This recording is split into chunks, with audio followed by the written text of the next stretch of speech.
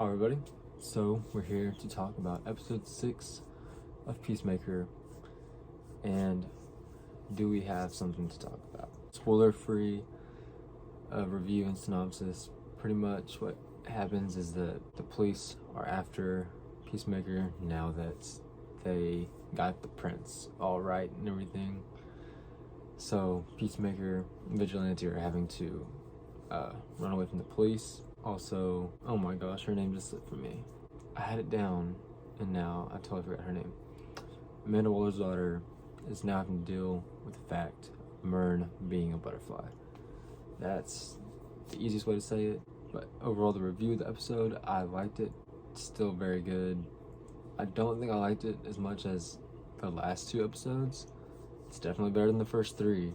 This one spent most of its time setting up, I guess, 7 and 8. That's pretty much all I want to say without breaking down into it.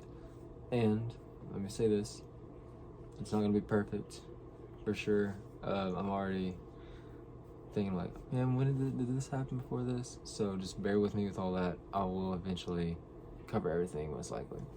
So, spoiler warning, we're about to just jump right into it. And we're jumping. It opens up with pretty much the last shot of the last one, with Waller's daughter finding out that Myrn is a butterfly, and it's pretty much it pretty much cuts up the second before he's like, I'm not gonna hurt you, and he tells her that, you know, he's all cool. Harcourt walks in, and I had kind of suspected that she knew from the last episode. I don't remember if I said it in my review or not, but I did suspect. And it turns out she found out when the blast happened, because he was really close to it, and like his face wasn't like all bloody and everything. So she asked him, and he came clean about it. And then you find out that Economos knows as well. So at this point, the only people on the team that do not know would be Chris and Vigilante. Talking about Chris and Vigilante, it goes over to Peacemaker's house. He's feeding Eagly, and then his butterfly starts tapping on its jar. So he feeds the butterfly, and then Vigilante comes over, and they say something about the butterfly, and the butterfly starts like drawing the circle with some of the honey-ish type stuff, and then draws a peace sign. And they're like, what in the world? So they set it down, and they're like, we're gonna start asking you some questions. Tap the glass once for yes, tap the glass twice for no. So they ask it all types of questions based on alien movies, where aliens come down to either take over Earth or help, or they're lost. All types of different questions. You don't get a real answer from what the butterfly's here to do. On the cop side, the dad gets out jail. You know, the guy, the acting sheriff, Myrn's friend, calls Myrn's like, hey look, I did the best I could, but you know what, he got out. So then Myrn's like, oh crap, which means they're coming after Peacemaker. So he calls Peacemaker. He basically tells him, hey look, the cops are on their way to your house. Get out of there as soon as you can. He looks out the window, and they're already there. So he has like a sky window thing he opens, throws Eagly up there. He jumps up there, pulls himself, gets down, looks down to Vigilante, and Vigilante's like taping the jar with the butterfly to himself. Gets him up there. The cops burst in the house. They go through the place, no one's there. So they just start raiding the house, looking for clues and everything. They find the diary that Waller had planted there. Peacemaker and Vigilante stay up in the tree. They're watching. But then once they start moving, the tree moves. And Lady Cop, what is her name? I can't ever remember names when I start doing these things. It makes me so mad. Is it like Sophie or something? I want to say it starts with an S. I remember that. She sees it, and she's like, everyone into the woods. I think they're back here. Vigilante falls out of the tree, busts the jar, lets the butterfly out, and the butterfly goes and takes over Sophie. That's what I'm calling her. Whatever her name is, if I'm wrong, I'm wrong. Sorry. It's very gross and brutal. I guess I didn't really think like what it would look like if they took over. Like even if like they flew into the mouth, I figured that was it. But like blood gushes out and they go into like this, which really makes sense. when you're thinking about it, because if they go in your mouth, they gotta get up. So like, however they dig there, I don't want to know. So then they chase them through the woods. Vigilante takes some out, but the main person who'd be taking people out is Eagly. Like, this bird's hardcore. He's knocking people over, heads hitting the ground into rocks and stuff.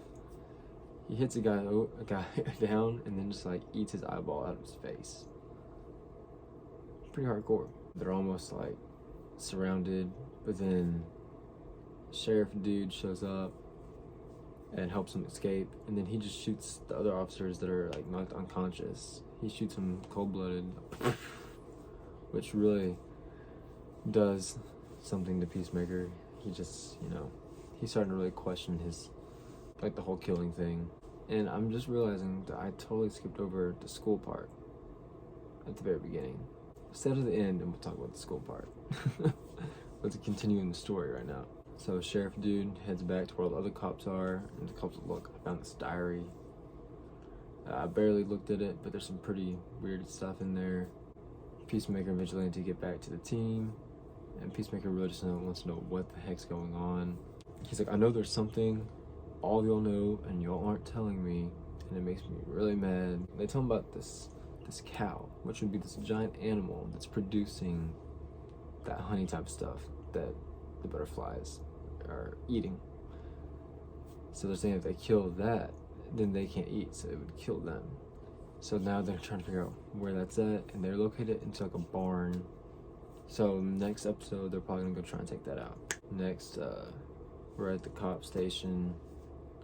The sheriff guy, he puts the diary in the evidence drawer so no one will see it. And then the girl wakes up, or she starts acting weird because she's now infested. Her partner is getting real suspicious about it.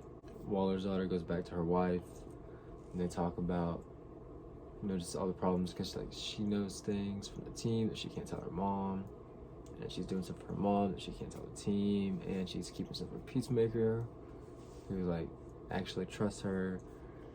And her wife's like, well, just quit, ain't nothing holding us back. She said we should move back to Gotham, so they're from Gotham. That's pretty cool.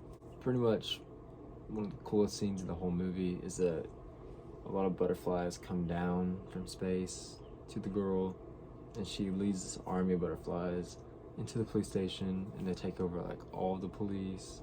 They take over a lot of the inmates that are in the jailhouse. It's through this montage type, so there's this really cool song over it. And while this is happening, Peacemaker's dad is also building up his empire, and they wear these white masks, which is a racist thing. And it shows him suit up as the White Dragon though, so that's exciting. So he says he's gonna kill his son, so we're gonna get to see them fight soon. So then it goes back to Peacemaker. He's hanging out at the place, and it shows Harcourt. She's like engraving something on something. I guess what it was. She engraved a double piece on I think it was a gun for Peacemaker, and they kind of have this like heartfelt discussion about how he's not really as bad as she thought he was. And then he sees this piano, and he plays his piano very nicely. Very long piano scene. If that was really John Cena, I gotta give him this. Applaud. And when he gets done, Vigilante shows up and he's like, dude, I thought you said you didn't have a diary, because they asked him earlier. And he's like, what? So then there's this newscast, and it's the sheriff dude who's now been taken over by a butterfly, pretty much saying that there's this big reward on Peacemaker because of all the stuff that he's done. And they're very reminiscent of the end of Far From Home.